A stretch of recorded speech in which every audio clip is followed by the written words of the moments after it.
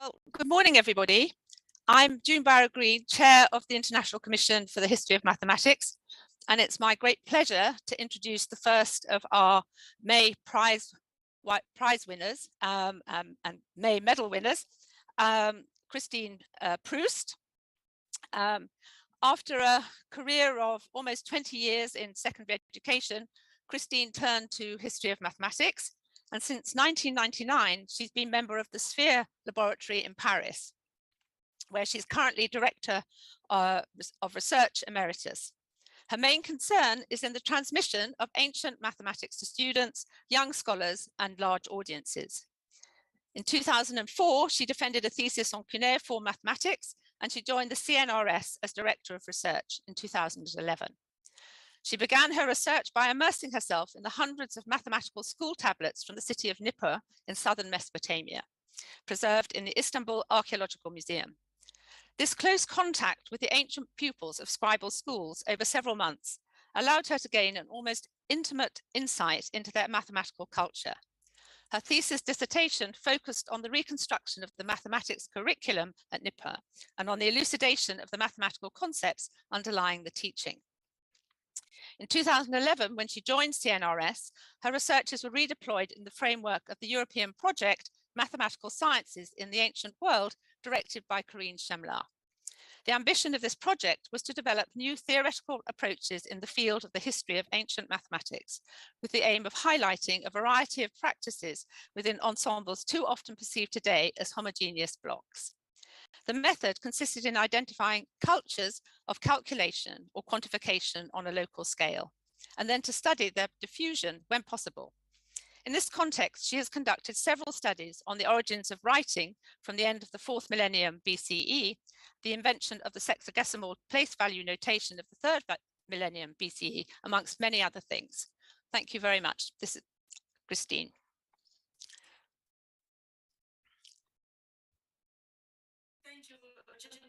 Presentation. How to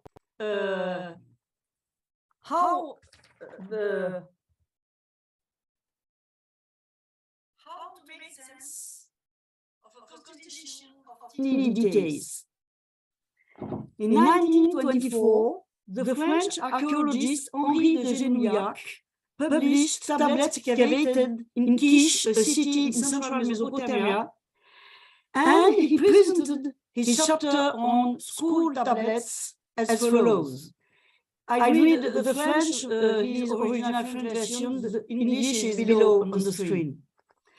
Dans cette série A, comprenant les tablettes ayant le moins d'intérêt, le grand nombre appartient à la catégorie des documents scolaires. Sauf du fait de leur existence établissant le long apprentissage des scribes babyloniens en leurs deux langues jumelles, sumérien et akkadien, ces documents ont le plus souvent peu d'intérêt en eux-mêmes. Et je m'excuse de ce long inventaire. Peut-être quelques patients chercheurs en sera-t-il attiré à des examens plus précis. Henri de Genouillac thus outlined my first research program, namely a more precise examination of such school documents of least interest. The cuneiform mathematical sources are extremely fragmented.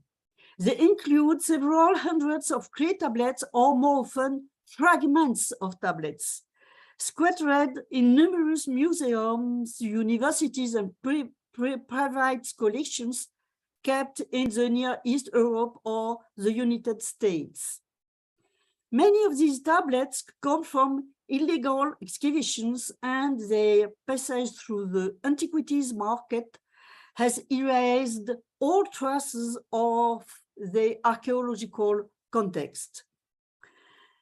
Even when they are well preserved, mathematical texts are very concise. In the best cases, they are limited to a series of procedural steps and do not give any discourse on the mathematical concepts. How to work on these hundreds of fragments? If one knows how to observe them, these documents conceal innumerable information of a mathematical, philological, epigraphical, visual, and material nature. Each of these clues, however tenuous, is precious and deserves to be meticulously observed, analyzed, and connected to the others. Historical work on this fragmentary material often consists of making sense of a constellation of teeny details. An example of this type of work is Jens Hueb's close reading method applied to cuneiform sources. His analysis of the nuances of mathematical terminology allowed him to understand the geometrical nature of the mathematical reasoning that ancient scribes had developed to solve algebraic problems. As underlined by June, I began my research in 1999 by immersing myself in the hundreds of mathematical school tablets from the city of Nippur in southern Mesopotamia, preserved in the Istanbul Archaeological Museum. I observed the smallest material and textual details. At first sight, there was little that these tablets, or rather these fragments of tablets, generally in poor condition, would deliver some sensational mathematical revelation. What interest could these repetitive children's drafts on an apparent poor level be of? The first answer is quite obvious and was pointed out by Henri de Genouillac. The school tablets informs us about the scribal schools. They are thus precious documents for the history of education. The reconstruction of the mathematical teaching curriculum at Nippur was one of the components of my study. This work followed a path that had already been largely cleared by researchers such as Nick Veldeus and Eleanor Robson. However, another reason appeared to me to be at least as important, probably more. Examining the school tablets closely helped to understand the way in which young scribes were trained in mathematics, and thus to understand some of the conceptual tools that the masters were trying to transmit them. I therefore sought to elucidate through the writings produced by the school children of Nippur what were the fundamental mathematical ideas that were inculcated in them, notably concerning the conception of numbers, the practices of quantification, the methods of calculation, and the mathematical reasonings. In this brief talk, I pick up some seemingly unimportant details observed in a small sample of school text. I point to some of the questions these details raise, and I show how, brought together, these details can shed light on mathematical concepts. All the examples I choose date from the beginning of the second millennium BCE, the so-called Old Babylonian period, and come from southern Mesopotamia, mainly from Nippur, but probably also from other cities such as Ur, Larsa, in southern Mesopotamia.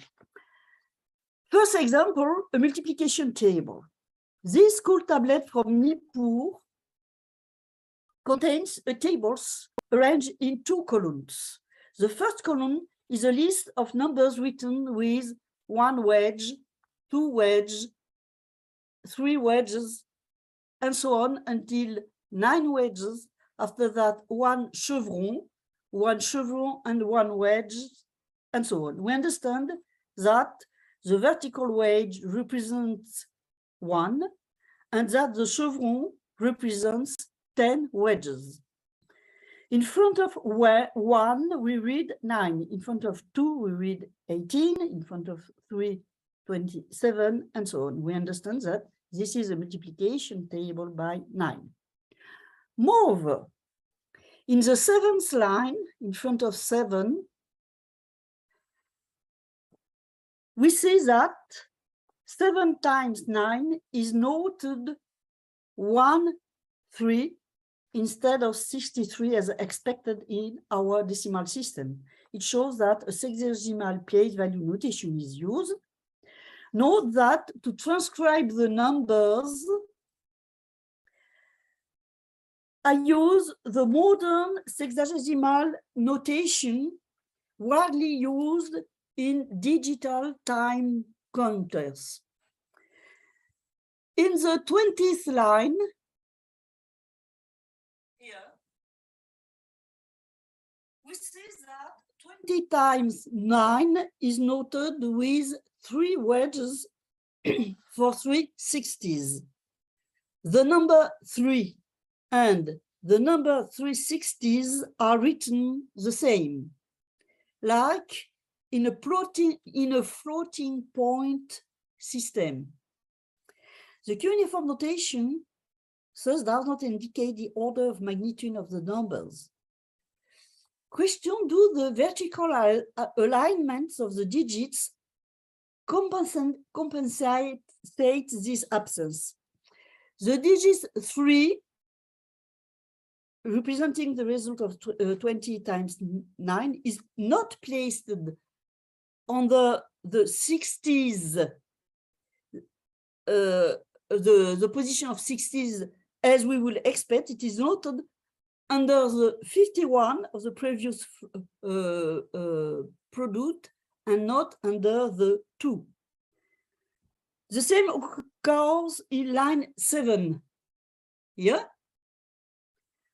the digit 3 is not under the digit 54 of the previous line. The scribe who wrote this table does not seem to have cared about the relative position of the digits, each to others. The notation is really floating. Note that much later, in the context of Hellenistic astronomy, the sexagesimal place value notation was not floating. Hence the question how, using floating numbers, masters of the old Babylonian schools could solve problems involving quantities, for example, measures of lengths, surfaces, or volumes. Is the notation of the ancient scribes defective, or does it convey concepts that are unfamiliar to us? The pioneers of cuneiform mathematics, François Thureau d'Angin and Otto Neugebauer, held for the first hypothesis, at least implicitly, as in their translation, they restored the order of magnitude as shown by this extract of Neugebauer and Sachs' publication mathematical cuneiform text. For example, the number at the end, the number 1640 is noted 0 semicolon 1640. The frequentation, at the opposite, the frequentation of scribal schools in Istanbul convinced me of the second hypothesis, as we shall see now. Second example is metrological tables. This text also contains the tables in 2 columns. The left one contains a list of length measurements, 1 chaussee, 2 chaussee, 3 chaussee, and so on. 1 chaussee means finger, and it's a length measure of about 1.5 centimeters. Note that the numerical system used for the expression of measurement is not positional, as shown by the use of fractions here. The right column contains numbers in sexagesimal place value notation. Similar tables which establish a correspondence between measurement values and numbers in sexagesimal place value notation also exist for weights, capacities, surface, and indirectly volumes. These so-called metrological tables exhibit numbers which are quantities in the left column, but numbers without quantity in the right column. The metrological tables represent about a quarter of the remain of school tablets that have come down to us. Hence the question, what was the purpose of these metrological tables, which seem to have been of great importance to the ancient masters? Is a school tablet from Nippur. It contains a very simple problem and its solution noted in the lower right corner. 2 chaussées, that is about 3 centimeters, is the side of a square. What is its surface? Its surface is 1/3 shape. In the upper left corner, numbers in sexagesimal place, value notation appear, the numbers 20, 20, and their product 640. What is the significance of this layout? What is the relationship between the problem and the calculation? The partial answer is given by the metrological tables, which gives a correspondence between the length measurements 2 chaussées and the number 20. Other metrological tables give correspondence between the number 640 and the measurement of surface 1/3 shape. Now I give 2 other examples of school exercise found in school archives. On this fragment from Nippur, we see 2 columns, 2 numbers 20 and 9 are noted on the left column, and they product 3 on the right column. This calculation may correspond to a simple exercise like calculating the area of a rectangle, which is commonly found, for example, in tablets such as YBC 4612. Other example, on this lenticular tablet from U, we also see 2 columns. The numbers noted in the right column correspond to the products or quotient of the numbers noted in the left column. For example, 5 times 2 is 10, 10 times 3 is 30, 30 divided by 10, that is 30 multiplied by 6 is 3, 3 times 2 is 6. This calculation may correspond to the procedure used in other texts to solve problems, such as calculating the price of digging a trench, as we'll see now. Of unknown origin, probably coming from southern Mesopotamia, contains a list of 8 problems with a detailed solution.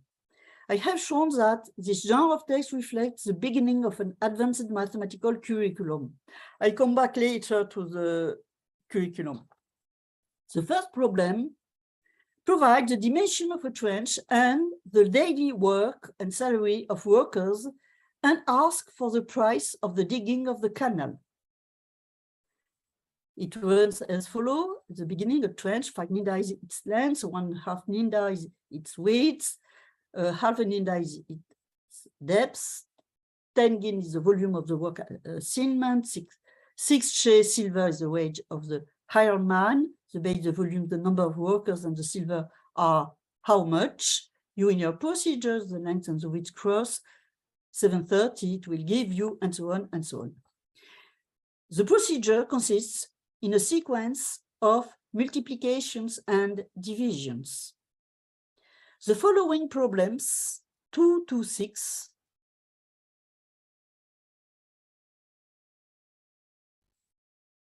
deal with the same trench and the same workers, but the data are permuted.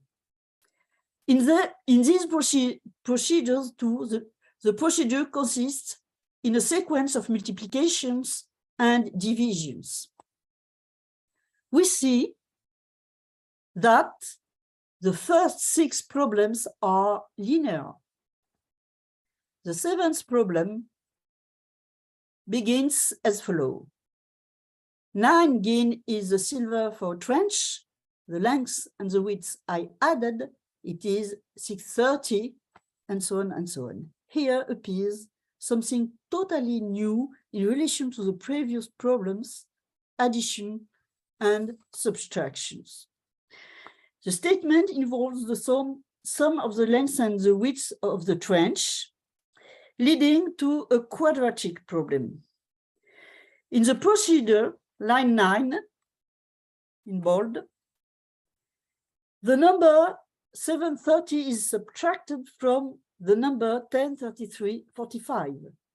How it is possible to add and subtract floating numbers? I come back to this question later.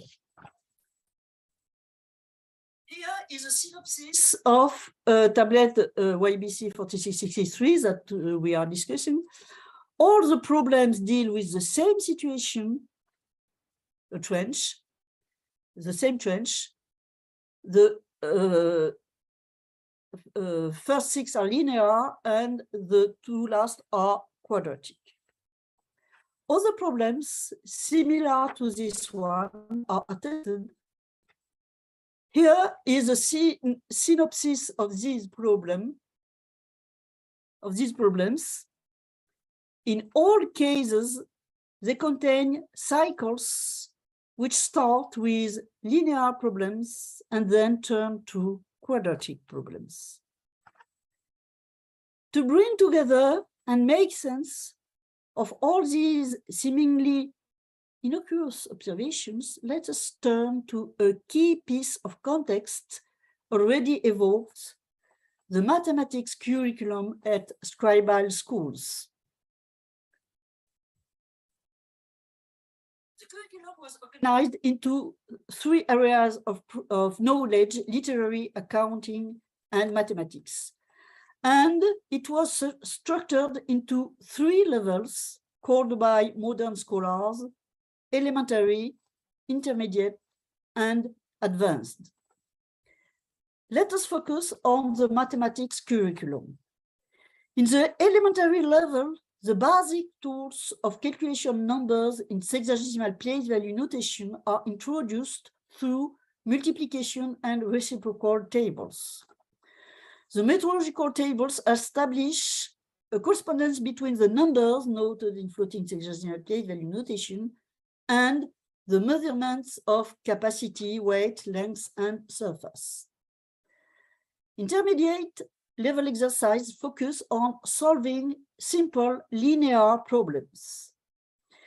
That is, problems involving sequence of multiplications and divisions. The operations introduced in this level, that is elementary and intermediate, are only multiplications and divisions.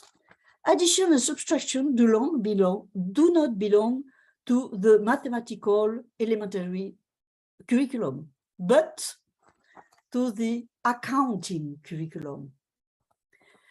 The set of mathematical tables, exercises, and problems belonging to the elementary and intermediate levels, as well as the first part of the advanced level, forms a strongly coherent mathematical corpus that can be described as a linear paradigm.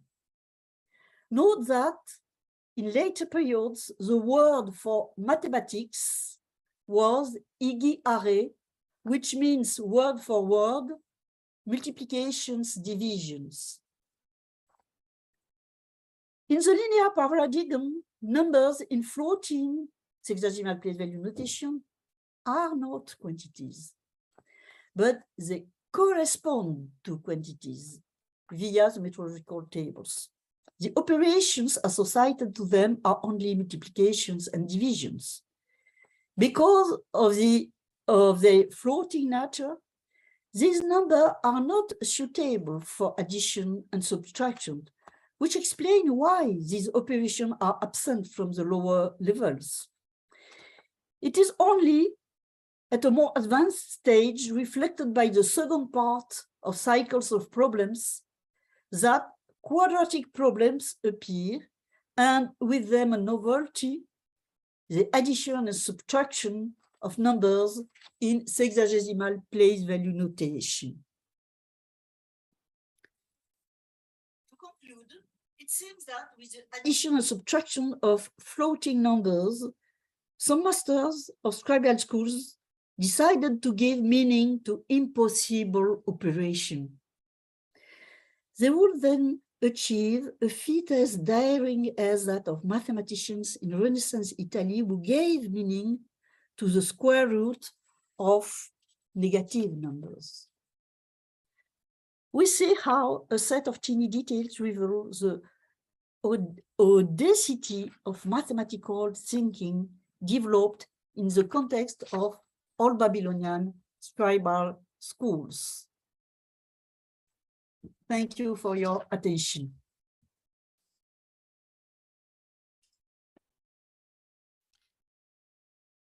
Thank you very much, Christine. I'm just looking to see whether we have any questions, which we don't have in the that have been forwarded to us.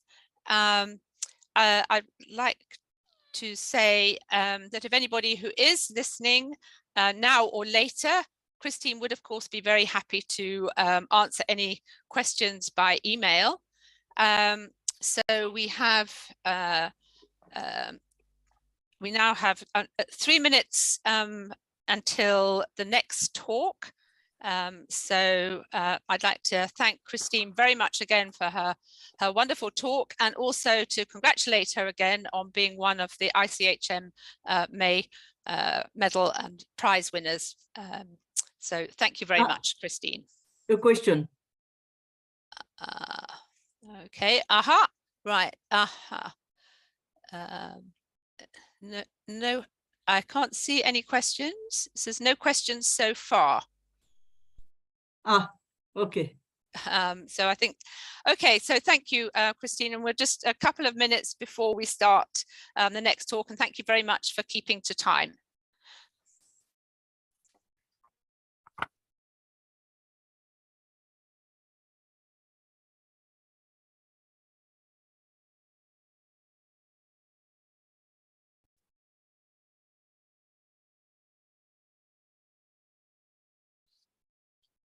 Okay, I've just had instructions that we can start the next talk. So it's my great pleasure to introduce Sonja Brentjes, who is the second of our May Medal and Prize winners of the ICHM. Sonja studied mathematics at the Technical University Dresden. She did her PhD on the history of linear programming in 1974, and her habilitation on medieval Arabic and Persian number theory in 1989, after having studied Near Eastern languages, culture and history at the Martin Luther University, Halle-Wittenberg from 1978 to 1982. She's published widely on themes within history of mathematics and neighboring subjects, including Arabic translations of Euclid's Elements, the promotion of mathematical knowledge through courtly patronage and the teaching of mathematical knowledge in numerous contexts from the 9th to the 17th centuries, substantially changing our knowledge and views about the importance of these two institutions for the mathematical sciences in major Islamic societies, including those after the so-called Golden Age. And she's also worked on the history of mapmaking and cross-cultural exchange and spread of knowledge, transforming our perspectives on the scholarly activities in Islamic societies after the 13th century, and the exchange relationships between them and countries in Christian Europe in the early modern period. Her contributions to these themes have radically altered major historiographical positions in the overarching field of history of science in Islamic societies, to which history of mathematics belongs. She's done this through contextualizing and historicizing the study of these past scientific activities. Currently, she's finishing the last stage of a major collective book on scientific practices in Islamic societies from the 8th to the 19th centuries, with about 10 chapters on those in the mathematical sciences. Thank you, Sonja. The floor is yours. you'd like to share your screen now. Yes, I'm trying that. Okay, freigeben. That should be now working. So, yeah, you see my screen? Yes, thank you very much. You can listen, you can hear me well? Yes, that's fine. Okay. So thank you very much for the prize, and thank you very much for the invitation. And as you see, I will talk a little bit about social cultural context, my research topic for the last 30 years of the mathematical sciences in Islamic societies from the 8th to the 19th centuries, which of course I will not go into details for this, the time is not enough. So the main question that I dealt with the last 3 decades is the following. Under which conditions and in which spheres did people live, learn, and work who were interested in the many disciplines considered as mathematical in Islamic societies? I will give you 3 brief answers. One is historiographical, the other social cultural, and the last institutional. And at the end, a very brief question, which of course is a very big question. So what you see here on the screen on top is a handwritten manuscript with a red heading and comments in the margins. That's a very typical representation how a mathematical text looks like. Lots of text, no formula. On the right, you see a patron, a famous one, Ulugh Beg in the first half of the 15th century, and art historians really assume that this is a more or less authentic portrait. And on the left, on the bottom, you see the school he founded in Samarkand, and whoever has been there knows how splendid it is in connection with the observatory that he founded. But before we go forward, let me answer the question, what were the mathematical sciences in those societies? Because they are quite different to some degree from what you think mathematics is. In very general terms, we can divide them into 3 groups. One are the core disciplines, which are a combination of the Neoplatonic quadrivium of number theory, geometry, astronomy, and music, with a number of Indo-Islamic disciplines, among them in particular the decimal place value system and algebra.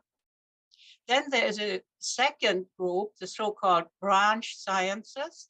They again are a combination of ancient disciplines, such as optics, mechanics, or burning mirrors, and Islamic ones. And in this time, Islamic means really connected with religion, in particular timekeeping, which was responsible for solutions for prayer directions towards Mecca, prayer times during the day and night, and the beginning of the month. And a second mathematical discipline within the group of religious fields was inheritance mathematics. So the calculation of the shares somebody got when a family member died. And as a third group, we have what I call, that's not an official term, the so-called contested disciplines. These are astrology, divinatory sciences, and certain of the magical sciences. And you may wonder why this is mathematical. Well, this is how a number of authors, in particular regions and times, looked at these sciences, but others thought they were philosophical or occult. And that's why I call them contested, because their status changes and oscillates between different authors and periods. Now let's turn to my first answer. I call this what I'm studying, the Lebenswelten of the people who do mathematics. And these Lebenswelten depended on general and, of course, specific context. And so to answer this, what the Lebenswelten were, is a question of time and place, and there was a historical question. And if you think that this is pretty trivial, I can assure you that was not trivial in the last 30 years and has changed only over the last, let's say, 10, 15 years, that we accept that we should engage with these kinds of questions. The consequence of this position is that, at least as my consequence, The study of text, instruments, visual forms, and other questions related to the mathematical practices is not enough. And that's a question of historiography. That's a position how we look at the past. And so my answer to this point is we need to study the Lebenswelten of people doing mathematics in the sense how I described it. What does that mean? We need to study their families, their careers, the titles they received, the institutions in which they moved, but also the other intellectual interests they had, and many other questions related to the material conditions of their work. Thankfully, we can sort the issue of the Lebenswelten in general terms and in specific terms. And my answer here concerns now the general terms, and that we learn from how scholars in general live in Islamic age societies and how they could do what they wanted to do. And so you see, again, with the image I show you, that their culture was a manuscript culture. That's very important to understand. That means it was handwritten, it was verbal, and to some degree visual. And I said already, verbal means we do not have symbolism except for North Africa and certain mathematical disciplines. And we have nothing like abbreviating formula. Everything is done with a full natural language. What's specific for Islamic scribal culture is that over time, at the very least, they copy everything that their Vorlage, the manuscript they work with, contains. And that's very good for us as historians. You see this with this example, because the page gets fuller and fuller and preserves information that otherwise, if they would not have developed the social practice, would be lost for us. In material terms, this manuscript culture can be sort of looked at as codices. This means pages of paper bound together between cover and back, or as loose collections of papers wrapped up in cloth or put in a box. And from the content perspective of what such a collection of paper contains, that also applies, of course, to the mathematical sciences. They can appear as a single text in one such collection. They can appear as what is called the multiple text manuscript. Its characteristic is simply described by saying this is done in one production process by one scribe only. And then we have the mixed or composite manuscripts. These are manuscripts that were brought together over time, over regions by different scribes. The climatic conditions in many Islamic age societies necessitated protection for the valuable manuscripts, and valuable means just in terms of their materiality, not necessarily their content. And so two forms of maintenance developed, as I learned some 20 years ago in India. One is a family business, so the entire enlarged family, in particular the male members, are responsible for regularly copying the books that they have in their libraries in order to maintain the precious text. Or in the more high-level libraries at, let's say, the palace level or the big schools, you have professional scribes who do that. And here you see the other part that belongs to this manuscript culture. It's this beautiful ink bell from Eastern Iran from the 13th century. You see art goes into this kind of manuscript culture. On the right, you see a pen box with pens and penknife, some 6 centuries later from the Ottoman Empire at the Mediterranean Sea. And between them, there are many of such objects one could include into the study.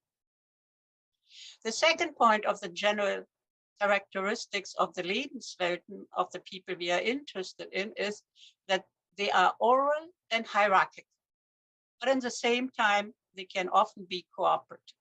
And just one example, In the teaching context, that means a text is read out loud, independently of whether we are in a school or in a private setting or somewhere else in a palace, for instance.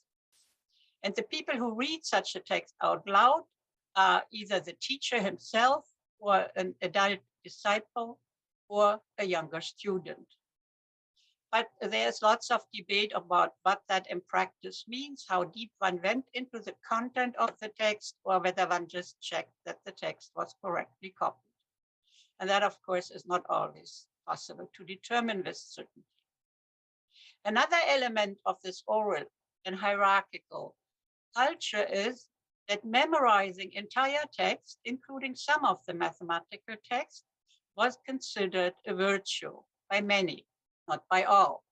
Some thought that independent thinking was more important than learning by heart. But as a general feature, as far as I can judge it from the sources, memorization remained an important social practice also in the mathematical sciences. And the third generally shared property of these Lebenswelten is that they were highly informal, very mobile, quite competitive, and at times really seriously conflictual. If you look at that from a modern position and ask how would people in that time have written a CV, then we can easily recognize a major difference. People would have been more important in such a CV than the institution. And so we see another social practice emerging, what I call the collection of teachers.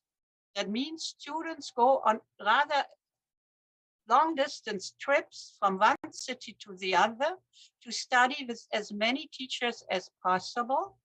And now you would think, okay, then they get a quite nice introduction into major parts of the mathematical sciences. No, that's not necessarily the case, because there are a growing number of examples where the students read with these different teachers one and the same text time and again. And now let me turn to my third answer, the institutions. And there are many more than two I will briefly talk about: patronage and schools. The schools I mentioned already quite a number of times. 30 years ago, we thought patronage ends more or less in the 12th, maybe 13th century, with Ulugh Beg in the early 15th as an exception. By now we know that it goes on until the 19th century. Many mathematical texts and instruments were produced within this institution, and above all, in the first 4, 5, 6 centuries, research texts. Teaching texts are more difficult to identify in this setting. Patronage, in difference to our institutions of money and support acquisition, existed not on an institutional level as we think, but between individuals. There are two exceptions to this rule, namely patronage. This is exercised via a school or an observatory. And you see that in these wonderful miniature paintings. On the left, a 15th century reminiscence of an observatory from the 13th century in Western Iran. And the standing man in the red coat is believed to represent the head of the observatory, Nasir ad-Din al-Tusi, and you see he is working with a group of senior scholars marked by the white beards. The other two images come from a short-lived observatory in Istanbul in the late 16th century, and you see the number of collaborators in this observatory has now multiplied. We see many more instruments, books, and also, as you can see, with the terrestrial globe, relationships to Europe. And even in a concrete depiction of one observational activity, you see that they thought about these kinds of works as collaborative work. The centers, I have written up some of them for you, but I will not read them. In general, you see they are spread between, in modern terms, Spain and India. More interesting is that we also have an exception to this rule, and this is for the 13th, 14th, and 15th century Cairo, where the court, the Mamluk dynasty, the sultans, do not sponsor directly mathematical sciences, but do that via schools. Now, how do scholars get patron? Well, they apply for patronage as we do today for third-party funding. How do they do that? They offer a text that they have already written, or an instrument that they have already built, or they make promises. And many of them are successful, but not everybody. Like, for instance, the famous Piri Reis with his very famous nautical books. He never succeeded to convince the Ottoman Sultan to finance him, and so he had to return to piracy. On the other hand, it's not only the clients who look for patrons, it's also patrons who look for clients because they increase reputation. And that has something to do with the structure of the family dynasties. The schools were, for the period from the 13th century onwards, a serious competitor to patronage in the sense that most of the existing mathematical texts that we possess today across the world were produced in schools. And so you can imagine that under these conditions, we do not expect many research texts, but nonetheless, we also find research texts that were produced and taught in the context of schools. From my perspective, the acceptance of the mathematical sciences into these schools, which were primarily, of course, schools for a madhab, that means a law school, was a very profound cultural revolution, which took place over a couple of centuries until it really was sort of well established. We have from the first century, the first surviving mathematical texts related to such schools. In those cases, they say in the text that they were copied in quite famous schools like the Nizamiya madrasas. And I have no time to explain that right now, but believe me, they are famous. But in the meantime, we have learned from colophons, so little pieces of text after the text, the mathematical text was finished, that such mathematical text actually may have entered the schools already a century earlier because they were given or collected by private libraries designed for public usage. And some of these libraries, very few, were already connected with the madrasa. What happens within the madrasa is A, the teaching of mathematical sciences, and B, the collecting of mathematical text via libraries. But very often madrasas are very small institutions with one teacher and a few students only. And so many of those madrasas did not have many mathematical works. And if they had some, according to those that survived, they were very elementary. There is, of course, as always in all these histories, one major exception, and these are the big madrasas with several teachers and up to more or less 500 students, who were sponsored by royal patrons or the main representatives of the dynastic administration. And there we find the core teaching of mathematics and the building of collections of mathematical works and instruments. And here you see, just as an example, on the left, a madrasa of the 15th century from Morocco, and on the right, a madrasa of the 12th century already from Syria. In these two miniatures from the 17th century, on the left from Iran and on the right from India, you see the ideal perception that at least the painters and their customers had of teaching in a madrasa. It's hierarchical. The teacher sits there in a particular position with his disciple around him and the younger students on a little distance. But they all work together by reading and discussing, as you see on the mural miniature on the right. But what sort of spoke most to me, because miniatures are more often, this is a unique dish of the 12th century from the Iranian town of Kashan. It reflects a love story between Laila and Majnun going to school. And you see girls and boys around the teacher in the center. But even more interesting are the little tablets that you see spread over the painting of the dish with text. So you learn on these tablets writing the Quran and mostly basic arithmetic.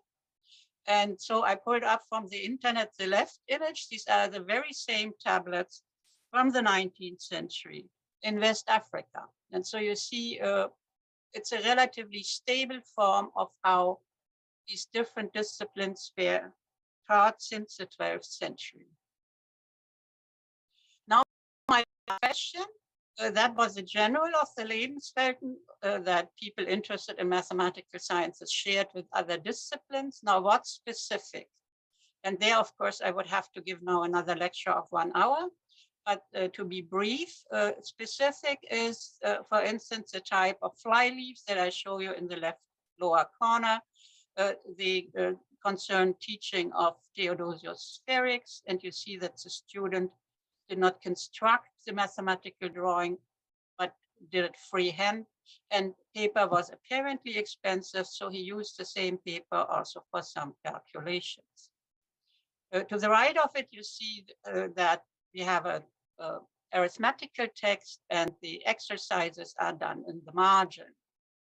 On the right, we have a geometrical elementary text. Again, you see the discussion and the representation of the diagrams here happens in the margin, but also between the lines. So one explains individual words, individual expressions.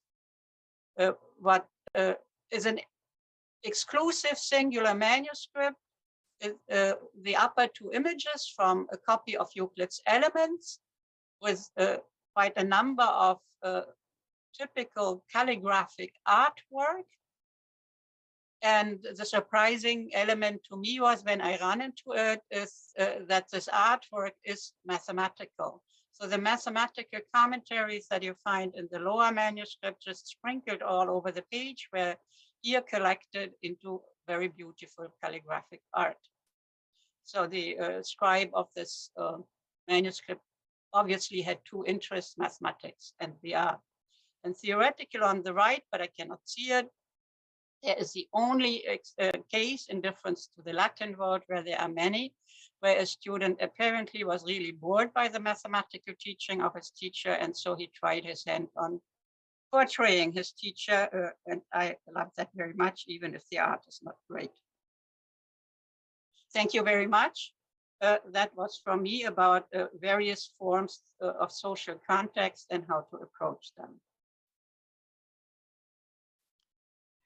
Thank you very much, Sonja, for that illuminating talk and with those beautiful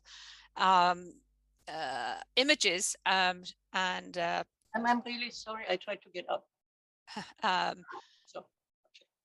So no, thank you very much. That was, as I say, it was a fantastic talk, beautiful images. And I'm just looking to see whether we have any questions in the chat. Just hold on.